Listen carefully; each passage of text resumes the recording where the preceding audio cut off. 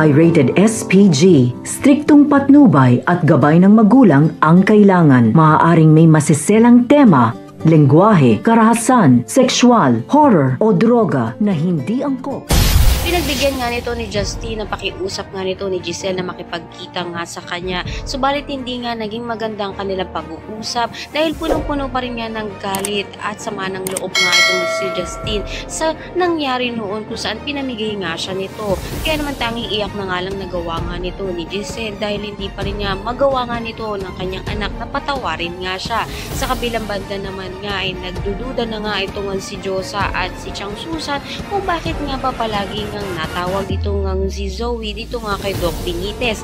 Kaya naman malaki nga kaya ang posibilidad na meron nga raw matinding kaugnayan ng dalawa na hindi sinasabi nga nito ni Doc Benitez kay Lynette. Napaisip na nga lang ito nga si Lynette at gusto nga niya matuklasan kung ano nga ba ang kaugnayan ng dalawa. Abangan nga natin kung hanggang kailan nga kayang itago nga nito ni Doc Benitez ang kanyang matinding lihim dito nga kay Lynette tungkol nga sa tunay na kaugnayan nga nito sa kanyang anak na si Zoe. At lahat ng yan abangan natin. Maraming salamat.